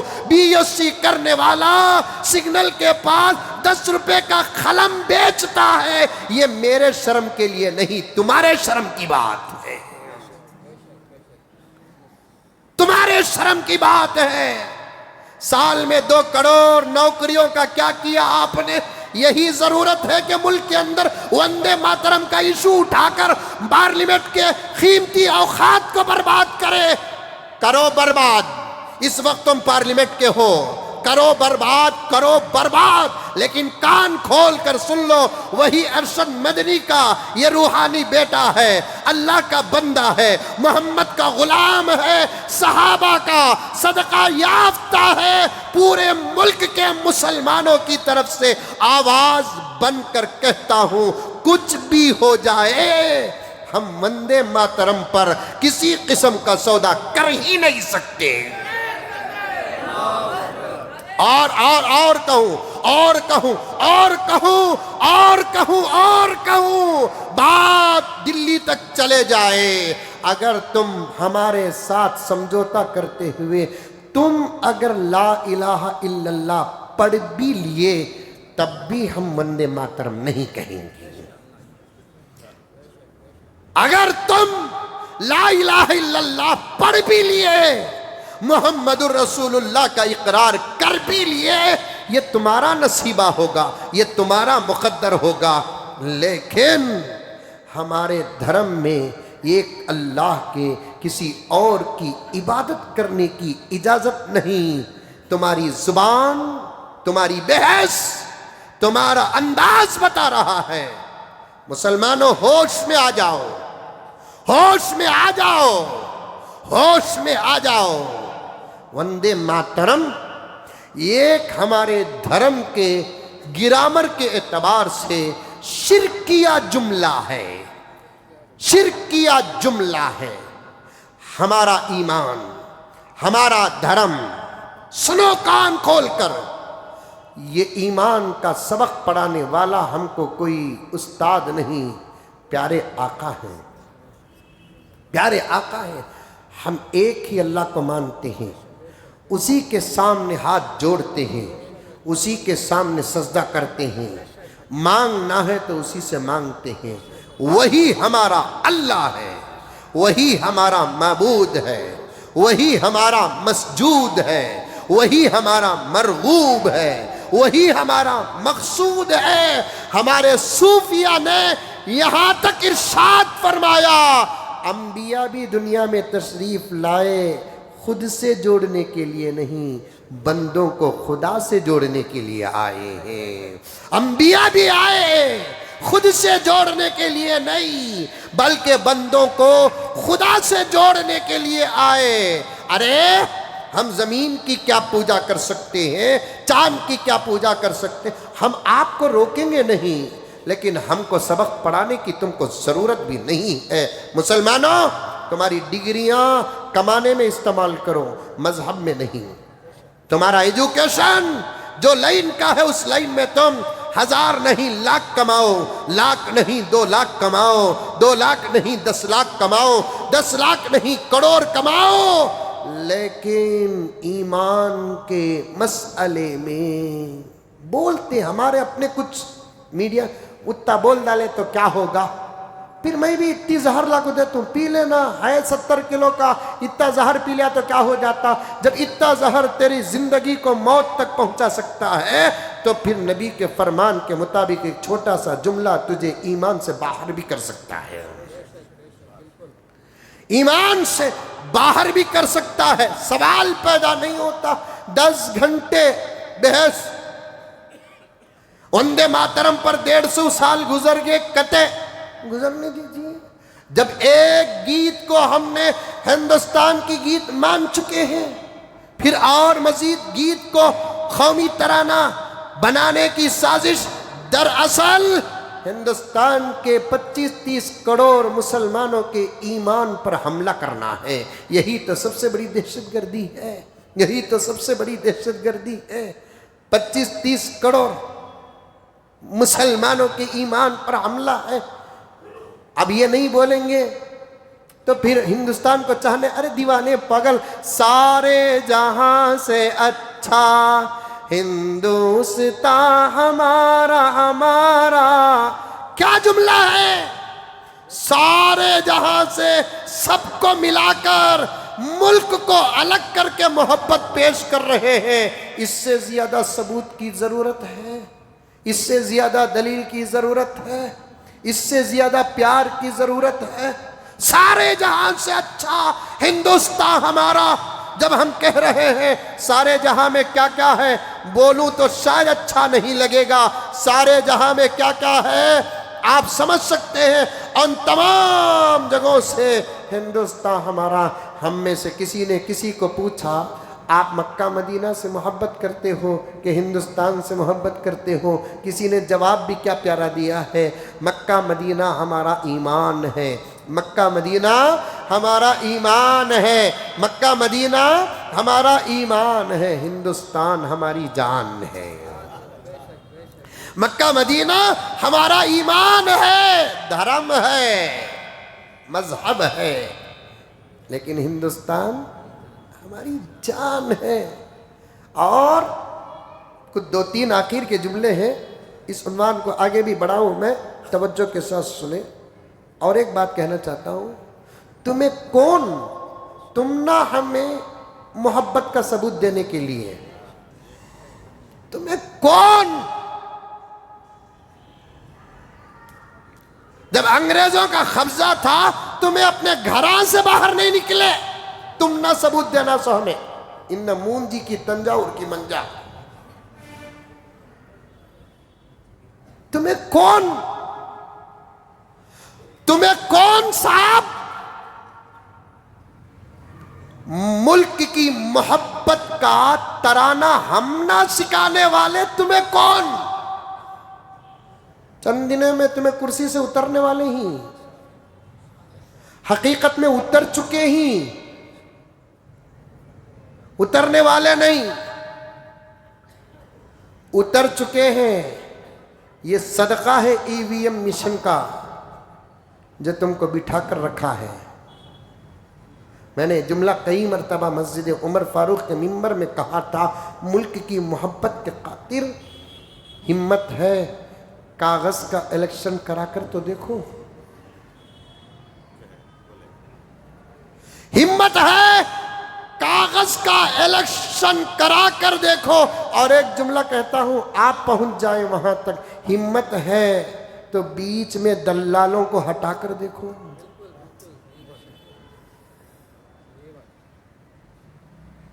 یہ دو کام کر کے اترو میدان میں.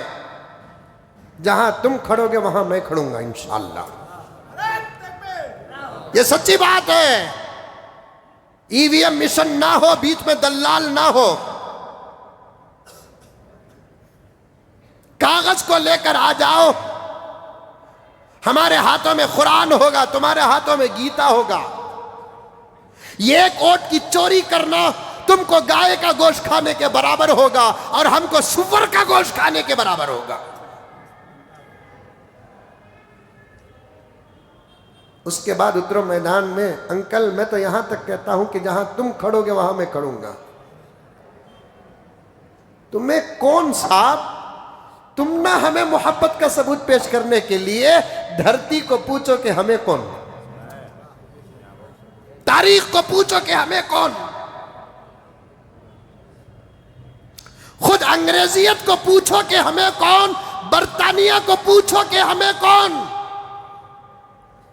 جو کام کرنا ہے وہ کرنے کے بجائے کوئی سمجھوتا نہیں ہوگا. ہاتھ اٹھا کر کہو کوئی سمجھوتا نہیں ہوگا. سارے جہاں سے اچھا پڑھیں گے. یہ ہماری محبت ہے. وہ بھی تم نہ دکھانے کے واسطے نہیں پڑھیں گے. جاؤ جی اٹلیاں کھا لے کو بیٹھو، وڑے کھاؤ. تم نہ ہمیں کیا بتانا سو، ہم نہ محبت کرنا. شادی نہیں ہوئے سو آدمیاں یا ہو کر شادی شدہ زندگی سے دور جو ہی انہوں شادی شدہ زندگیوں کو سبق پیش کر رہی. دیکھ با جورو کے ساتھ ایسا رہنا رہے، کاتبی کری تو برداشت کرنا رہے کو بول کر بولنا کہ تو میرے پاس بھی جورو رہنا. ویسا دیکھ با ملک کے لیے قربانی دینا، خون بہانا، شہادتیں پیش کرنا بول کر اگر میں بولیا تو میری تاریخ میں بھی وہ شہادتیں رہنا، میری تاریخ میں بھی وہ قربانیاں رہنا. میں صاف کہتا ہوں آزاد ہوگا ہوگا. اب اٹھاؤ نہ کو، ورنہ ہمیں اٹھائے سننے کی صف میں بھی تمہیں نہیں کھڑیں گے. ہم ڈنکے کی چوٹ میں ہر میدان میں کہتے ہیں، جس کے لیے انڈیا گیٹ کے نیمز دیکھو تعداد میں بھی زیادہ ہیں. ہم ہر اسٹیج اور ہر میدان اور ہر وقت، چاہے وہ 15 اگست ہو یا 26 جنوری، آزادی کا دن ہو کہ یوم جمہوریہ. معافی چاہتا ہوں کیونکہ بات نازک تھی تو میں نے آپ کے سامنے ان باتوں کو اظہار کر دیا. ہر وقت ہم نے ڈنکے کی چوٹ میں کہا ہے، کسی کا اتنا پسینہ نہیں بہا جتنا ہمارا خون بہا ہے. اور تب ہی نہیں، اب بھی ہمارے ملک کے لیے ہمیں آج بھی خون دینے کے لیے تیار ہیں. الحمدللہ. یہ الفاظ نہیں، ہماری ملٹری بارڈر میں کھڑی ہے، تھکی ہوئی اگر ہے تو پھر میں ملٹری کا احترام کرتا ہوں. ملک کے محافظ ہیں. شریعت میں بھی ملک کی حفاظت کرنے والے کی بڑی فضیلت ہے. اگر وہ تھک چکے ہیں ان کو چھٹی دے کر اگر بلائیں گے تو پھر ہم کو کھڑا کرو، پھر دیکھو کسی ملک کی ہوا بھی ادھر نہیں آئے گی. ہمیں اپنے ملک کی اتنی حفاظت کرنا چاہتے ہیں. 10 گھنٹے بحث پارلیمنٹ کی اور 10 گھنٹے ایسے بحثہ وہی لوگ کریں گے جن کے گھر نہیں ہوتے. میں 1 منٹ میں اٹھ کو آ جاتا، جاجی جے بیگم کا فون آیا بول کو بول کو آتا. میں اگر پارلیمنٹ میں رہتا ایسا بول کر آتا، جاجے بیگم کا فون آ گیا. بیگم کیا ہوتی ہے اسے کیا معلوم جس کی بیگم نہیں ہوتی. ایسے باتوں پہ وقت وہی لگاتے ہیں. چھوڑو، ملک کی ضرورتوں کو سامنے رکھو. انڈیگو کا مسئلہ اٹھائے کیا؟ کتنا مسافروں کو تکلیف ہو رہی ہے. فلائٹ کینسل ہوگی تو کمپنی والے، ایئر لائنس والے کیا بولتے ہیں؟ فل ریفنڈ دیتے ہیں. کتنا بڑا ظلم. اس دن فل ریفنڈ نہیں دینا، جس دن کینسل کرتے ہیں اس دن کے دوسرے فلائٹ کی ٹکٹ کا پیسہ دینا. 5,000 روپے میں ٹکٹ بک کرائے، 1 تاریخ کو 20 تاریخ کی فلائٹ بک کراتے ہیں، 20 تاریخ کو فلائٹ کینسل ہوتی ہے، کمپنی لالی پپ دیتی کیا؟ فل ریفنڈ کر دیتے ہیں. 20 تاریخ کو اس دن فلائٹ کا چارج کیا ہوتا ہے؟ پوائنٹ سمجھ میں آیا؟ ہاں، اسے بولتا سو میں بھی ایک قسم کا پی ایم کا قبول کو. اتنے دور تک تمہارا دماغ گیا کیا؟ گیا. تمہیں ایک وقت لڑکوں میں ریسیٹ بک کرا، یاد ہے؟ وشاکھاپٹنم کی. 1 تاریخ کو 2-3 منٹ بڑھ گئے، جلدی جلدی انشاءاللہ خطبہ پڑھتا ہوں. آپ کو جگانا سب سے بڑا عنوان ہے. 1 تاریخ کو ٹکٹ بک کرتے ہیں 10,000 کی، 20 تاریخ کی فلائٹ ہے، 20 تاریخ کو کینسل ہوگی تو کیا بولتے ہیں؟ فل ریفنڈ کر دیتے ہیں. فل ریفنڈ مسافر کی تکلیف کا علاج نہیں ہے. اس دن دوسری فلائٹ کا جو چارج ہوتا نا 30-40 ہزار روپے، وہ دینا ہی مسافر کی تکلیف کا علاج ہے. اس پر بات کرو تو بھائی بہنوں، وندے ماترم پر 150 سال گزر چکے، پوری تمہاری عمر دیکھو اول کیا ہے. نہیں کہتے ہمیں ہندوستان ہمارا بولتے، سارے جہاں سے اچھا ہندوستان ہمارا بولتے. محبت کرتے تھے، کرتے ہی کرتے رہیں گے. ہمارا دھرم کیا کہتا ہے؟ ملک سے محبت کرو، محبت کے نام پر اپنے ہاتھوں سے ایمان کا دامن جانے نہ دو. ہم سب کر سکتے ہیں، 2 کام نہیں کریں گے. ایک ایمان سے سمجھوتا نہیں کریں گے، دوسرا ہندوستان سے سمجھوتا نہیں کریں گے. اللہ ہم تمام کو عمل کی توفیق عطا فرمائے. آمین ثم آمین. وآخر دعوانا ان الحمد للہ رب العالمین.